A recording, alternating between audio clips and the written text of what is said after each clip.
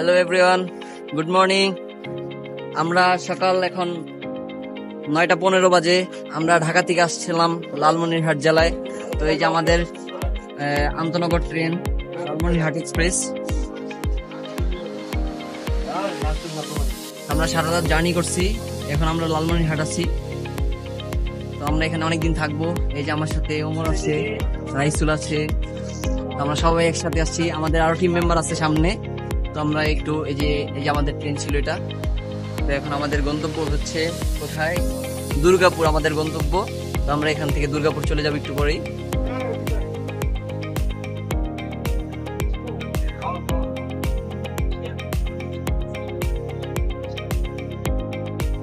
তো সামনে চলো সবার সাথে পরিচয় হওয়া যাক।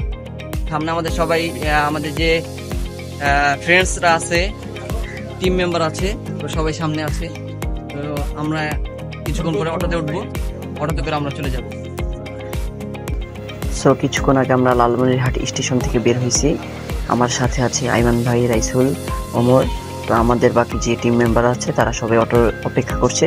তো আমরা গেলেই তারা অটোতে উঠবে। আমরা আজকে ভিডিওতে আসছি না লিসেনার। আমরা তো আপনারা তো সবাই জানেন যে আমরা লালমনিরহাট জেলায় আছি। অনেক আজকে কয়েকদিন হলো আসছি। তো এখানে আসার পরে আমরা ঢাকা থেকে ভাবছিলাম যে এখানে আসার পরে হয়তো এখানে খেজুর রস পাবো, আরো বিভিন্ন মানে এভরিথিং অনেক কিছু পাওয়া যাবে। তো এখানে আসার পরে আমরা এই যে এখানে আসেন আমাদের দেখতে পাচ্ছেন, এই যে আমরা এত কষ্ট করে ঢাকা থেকে আসলাম কত কিছু আশা নিয়ে, বাট এখানে আসার পরে তামাক পাতা ছাড়া, তামাক খেত ছাড়া আর কিছুই আমরা দেখতেছি না। তো এটা করার একমাত্র উদ্দেশ্য, মানে এটা শীতকালীন ফসল হিসাবে লালমনিরহাট জেলায় এটা বেশি হয়। এটা অনেক লাভবান হয় যারা চাষি আছেন। প্রতি মন তামাক পাতা তারা বিক্রি করে শুকানো অবস্থায় 8 থেকে 10,000 টাকা পর্যন্ত।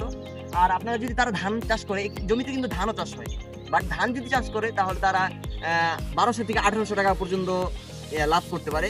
এই জন্য তারা 1 মন তামাক চাষ করে বেশি লাভবান হচ্ছে। কোনো কৃষক মানে অনেক কম লাভবান হচ্ছে, এই জন্য তারা তামাকই সবসময় চাষ করে। তো দেখুন, তুমি কিছু বলো। আমার কিছু বলার নাই, তুই তো সব কইয়াই দিলি। তুমি আর কিছু বলো। আচ্ছা কি আর বলার, অনেক ভালো লাগতেছে। আমাদের এই জায়গায় ভালো লাগতেছে অনেক। এই জায়গায় খেজুরের রসটা অনেক ভালো পাওয়া যায়।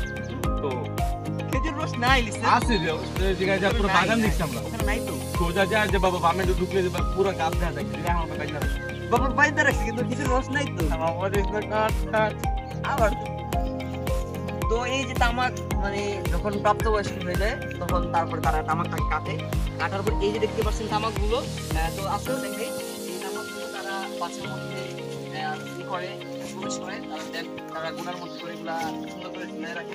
এগুলো যখন সুন্দরভাবে শুকিয়ে যাবে তখন তারা এগুলা বিক্রি করার উপযুক্ত হয়ে যায়। তো এই ছিল যে কিভাবে দেখছেন তামাকগুলো শুকাচ্ছে, তো এইভাবে তারা তামাক শুকায়। তো এখন সকাল কয়টা বাজে? এখন সকাল 6:30 বাজে। তো আমরা এখন মসজিদ থেকে বের হয়েছি। তো এখন আমরা রাস্তায় হাঁটতেছি। অপূর্ব সৌন্দর্য লালমনিরহাট জেলা, আরো পাশে যেদিকে তাকাবেন অপূর্ব সৌন্দর্য নিদর্শন দেখতে পাবেন আপনারা।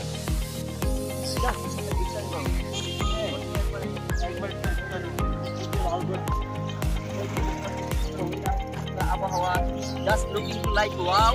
বাট এখানে একটাই প্রবলেম, এখানে যে নদীটা আছে, 2টা নদী, একটা হচ্ছে কৃষ্ণা নদী, আরেকটা জানি কি আচ্ছা আই থিঙ্ক নদী কি গিরিধারী নদী, গিরিধারী নদী, ভুলে যাই নামটা অনেক কঠিন। তো এই 2টা নদী আছে এখানে, বাট 2টা নদীর পানি হচ্ছে আপনার হাঁটু পরিমাণ, হাঁটুর চাইতে কম। আর যে মানে এই এলাকাতে কোনো পুকুরই নেই বলতে গেলে। আমরা আসছিলাম যে এখানে একটু সাঁতরাবো, বাট এখানে এসে দেখি কোনো পুকুর নেই।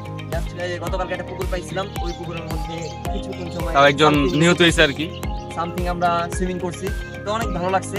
তো এই এলাকার মধ্যে এই লালমনিরহাট জেলায়, আর সামনে আসো দেখে, লালমনিরহাট জেলায় সবচেয়ে সুন্দর হচ্ছে এই যে লালমনিরহাট জেলার আবহাওয়া, ওয়েদার। আর সবচেয়ে ভালো জিনিস হচ্ছে এই এলাকার মানুষজন যারা আছে তারা, তাদের ব্যবহার আচার আমরা মনোমুগ্ধকর হয়েছি তাদের ব্যবহারে। তো এখানে সবচেয়ে বেশি উৎপাদন হয়, আমরা যা এসে দেখতে পারলাম। এই সিজনে তামাক উৎপাদন হয়, দেন বাঁশ, সুপারি বেশি হয়, আর হচ্ছে হয় অলমোস্ট এভরিথিং এগুলোই হয়, আর কিছু এমন দেখি নাই। তো আর কি বলবো, একটু প্রকৃতি দৃশ্যটা খুব সুন্দর।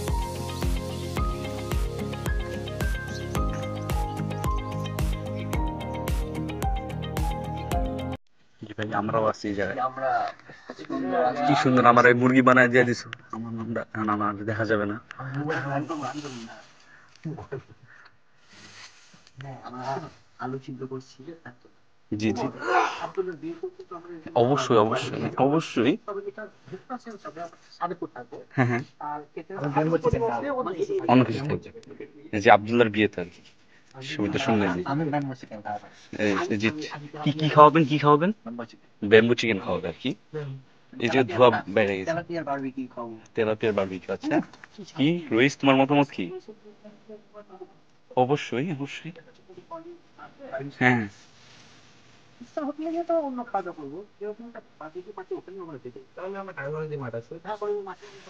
অবশ্যই অবশ্যই। কি বিলাল, বিলাল তোমার মতামত কি? এই ভাই, তিনটি মাঠ, বৈশাখ মাঠ, যত রকম মাঠ আছে সব মাঠের মধ্যে বিড়ালের বিয়ের অনুষ্ঠান করবো আমরা। এই টয়লেট যত রকম ডগি আছে সব ডগিকে খাইতে পটি টু পার্টি।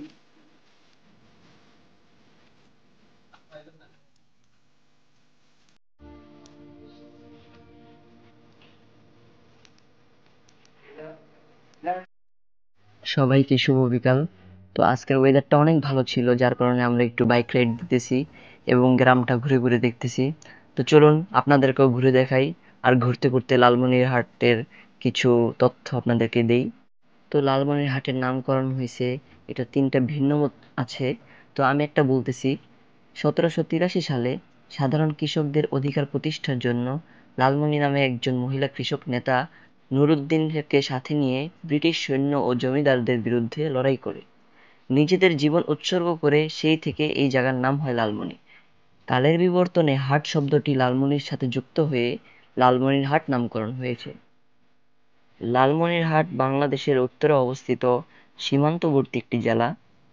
এই জেলার উত্তরে ভারতের পশ্চিমবঙ্গের কোচবিহার ও জলপাইগুড়ি জেলা, দক্ষিণে রংপুর জেলা, পূর্বে কুড়িগ্রাম ও ভারতের কোচবিহার জেলা এবং পশ্চিমে রংপুর ও নীলফামারী জেলা। এই জেলার উত্তরে ধরলা নদী প্রবাহিত এবং দক্ষিণে তিস্তা নদী প্রবাহিত। এই জেলার মধ্যে অভ্যন্তরীণ বিমানবন্দর হচ্ছে সৈয়দপুর বিমানবন্দর। আদিতমারি, কালীগঞ্জ, পাটগ্রাম, লালমনিরহাট সদর ও হাতীবান্ধা এই 5টি উপজেলার সমন্বয়ে গঠিত এই জেলাটি।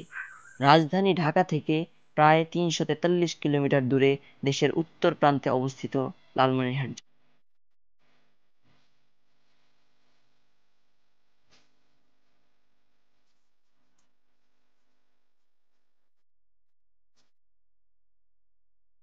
এই জেলার উল্লেখযোগ্য দর্শনীয় ও ঐতিহাসিক স্থানগুলোর মধ্যে তিস্তা ব্যারেজ, তিস্তা সেতু, বুড়িমারি জিরো পয়েন্ট, 3 বিঘা করিডোর এবং 69 হিজরির হারানো সেই সাহাবা মসজিদ, কাকিনা জমিদার বাড়ি, তুষ ভান্ডার জমিদার বাড়ি, ঐতিহাসিক সিন্দুরমতি মন্দির এবং সিন্দুরমতি লালমনি। এই জেলাতে বিভিন্ন রকমের যানবাহন চলাচল করে।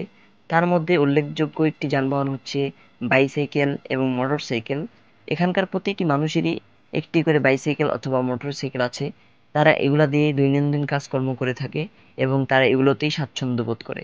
এছাড়াও পায়ে চালিত রিক্সা এবং ভ্যান, অটোরিকশা, বাস, ট্রেন, ভ্যান ও একটি বিমানবন্দরও রয়েছে। নদীমাতৃক আমাদের এই দেশের প্রকৃতি তার নিজের ইচ্ছায় নিজেকে রূপান্তরিত করেছে সবুজ শস্য শ্যামলীয় ধারা, ভরপুর করেছে কৃষি ও অনন্য জীবিকার উপকরণে। সেই দৃষ্টিকোণ থেকে যদি প্রশ্ন আসে নামকরণের দিক থেকে লালমনিরহাট কিসের জন্য বিখ্যাত, তাহলে খুব সহজেই আপনার মনে উত্তর চলে আসবে। এই পুরো আর্টিকেলটি শুনে অবশ্যই আপনারা লালমনিরহাট সম্পর্কে অনেক কিছু জানতে পেরেছেন। সো আশা করি আপনাদের কিছুটা হলেও উপকার আসবে। এগুলো ছাড়াও লালমনিরহাটে আরো অনেক কিছুর জন্য বিখ্যাত। তো আমি যথাসাধ্য তুলে ধরার চেষ্টা করেছি।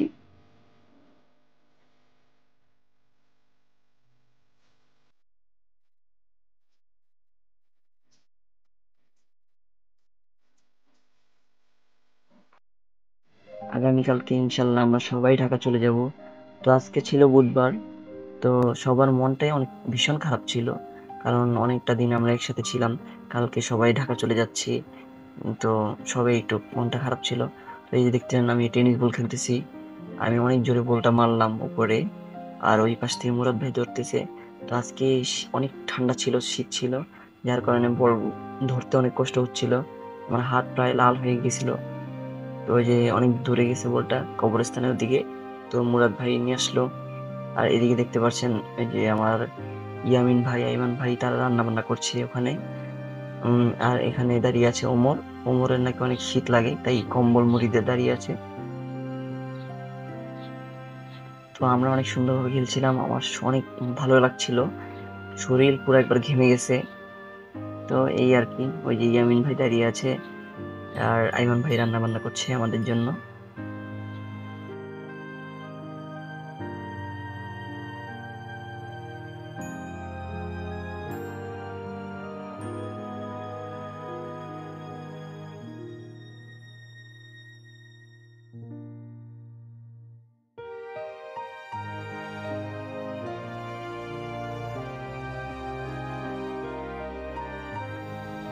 আলহামদুলিল্লাহ, অবশেষে আমরা আমাদের বাস পেয়েছি। তো এখন রাত 10টা 15 বাজে। এই তো আমি বসে আছি মাস্ক পরে, তো আমার পাশে আছে ওমর, আর আমাদের সকল মেম্বার্সরা আমাদের সাথে আছে। তো আমরা কিছুক্ষণের মধ্যেই ঢাকার উদ্দেশ্যে রওনা হব। তো আমাদের সবকিছু চেকিং হচ্ছে, সবকিছু নিয়েছি কিনা। তো আর কিছুক্ষণের মধ্যেই আমাদের গাড়িটা ছেড়ে দেবে। তো কিছু স্মৃতিময় জায়গার মধ্যে স্মৃতিগুলা বিজড়িত, স্মৃতিগুলা এখনো চোখের মধ্যে ভাসে। কত আনন্দ করেছি আমরা, কত একসাথে থেকেছি, আর পাবো কিনা সেই দিন তাও জানি না। তো আজকের ভিডিওটা এই পর্যন্তই। সবাই ভালো থাকবেন, সুস্থ থাকবেন, আমাদের জন্য অল টাইম দোয়া করবেন। আল্লাহ যেন আমাদেরকে আবার একসাথে করে। আল্লাহ হাফেজ।